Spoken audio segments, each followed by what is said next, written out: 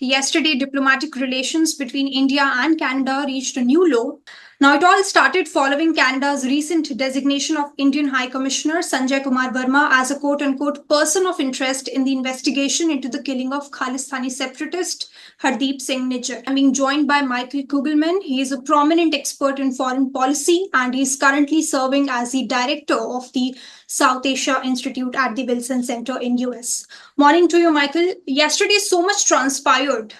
Allegations, summoning of the Canadian diplomat, press conferences by RCMP and PM Trudeau. But the Canadian side seems to have not provided comprehensive answers or clarity regarding the Nijjar case and what specific evidence it actually holds against the Indian government. What do you have to say on that?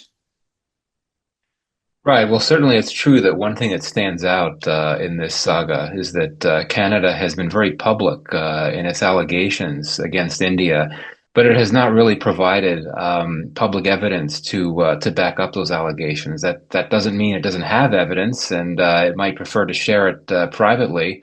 But I do think that it is notable, given how serious the allegations are against India. Not only the most recent ones, but of course going back to last year when the Canadian Prime Minister accused the Indian government of being involved in an assassination. So this is clearly something that's I think one of the many reasons why this relationship is in a tough spot. India is demanding to see that evidence. Now, Ottawa has essentially indicated that for the sake of the integrity of its investigation, that it is not in a position to release evidence to the public, and that may well be true. One has to respect that position. Though I would say it is striking if you look at the U.S. case. I mean, as you know, the U.S. has made its own allegations against India.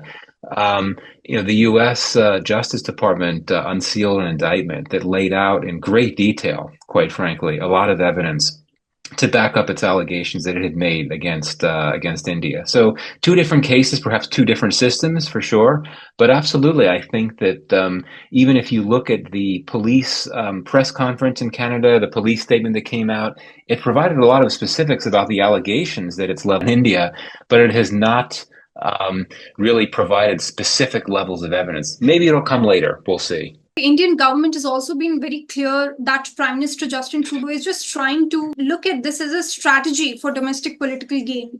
How do you look at it? Do you think the Trudeau government is leading itself into confrontation with the world's largest democracy that India is to get votes in elections? Well, I mean, there already is a confrontation, so that train has already left the station. I mean, this relationship is in about as bad of a state as any relationship could be in. But certainly the domestic political angle is relevant in this context. Canada does have a large Sikh community, which is influential politically. There's strong political constituencies there. I think that's impossible to deny.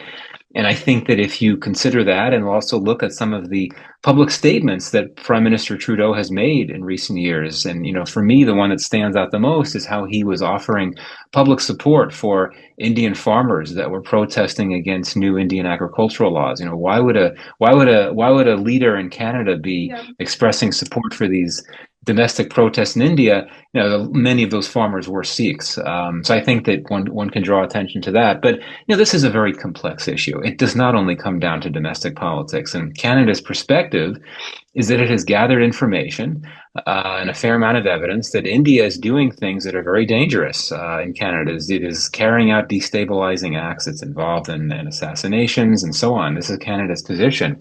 And I think that the position of the Canadian government in that regard is that it needs to investigate.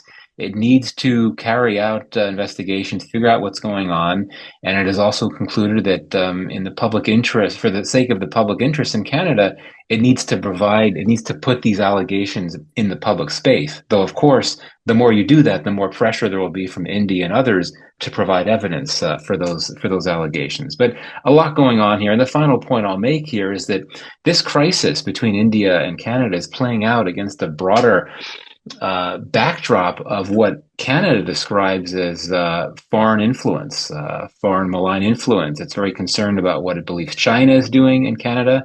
And I think what it says India is doing falls into that broader context. So there's a lot of concern here that Canada has had for quite some time about what external actors are doing in Canada. And do you think that the new Democrats Party NDP leader, Jagmeet Singh, do you think that he is also playing a very big hand, very big role in shaping how Trudeau government is actually handling of what is playing out? I don't know. I'm not well placed to respond. I'm not an expert in Canadian domestic politics, but I would just go back to what I said before, that it's undeniable that you have a significant number of Sikhs in Canada, and that they are politically significant and politically influential, which I think is certainly a factor that one should not discount in looking at why Canada has taken the actions and positions that it has. India's position so far, India has time and again told the Canadian government to address the Khalistani separatist activities which are playing out within its borders. Sometimes we see the effigies of the former Prime Minister of India, Indira Gandhi, burning on the Canadian soil. Sometimes we see effigies of the High Commissioner of India burning. Why is it the Canadian government not taking any action, not even tweeting about it, posting about it, and condemning all these acts which are playing out? Yeah, this is an important point, and I think several points that could be made in response. One is that there's a fundamental disconnect here between the Indian position and the Canadian position. As you note, India, views these expressions of hate against India as reflections of extremism, even terrorism, a potentially violent threat that needs to be dealt with immediately. Whereas Canada looks at this as activism and as activities that are in most cases protected by freedom of speech. And so the other point that I would bring up here is that one could argue that in a number of other countries in the West, including the US, UK, Australia, you have some Khalistan supporters that have done some nasty things, like making a scene, staging some violent acts outside Indian consulates, that type of thing. But in those cases, there have been pretty strong condemnations from the host governments, whereas indeed in Canada, you don't have that level of public response condemnation to even like a small rally where an effigy of Modi is burned or something like that. Now, that is a distinction that has to be made between how Canada has responded and how other countries that have Khalistan supporters on their soil have responded. Canada's position is that it would not be under obligation to condemn what's happening because it represents freedom of speech. But here again, one wonders if perhaps the domestic political context in Canada, the unique domestic political context, as compared to other countries in the West that have Khalistan supporters on their soil, you just have a much larger community in Canada. So it's a very complex, very sensitive issue for sure. I would argue that if Canada is serious about wanting to salvage its relationship with India, it may be too late, quite frankly. But I do think that one small step that could be taken is indeed to come out and publicly condemn cases where Khalistan supporters, even if we're talking about a very small number of ralliers, so to speak, if they say something nasty, if they do something nasty. But for reasons that I mentioned, I don't think that's likely. There has to be a balance between democratic values, freedom of expression, and the need to address security concerns raised by India. What specific actions do you think the Canadian government can take now? We do know that both the countries, India and Canada, have expelled their diplomats. But do you think that more is to follow? Do you think that the Canada government will resort to imposing some sort of sanctions?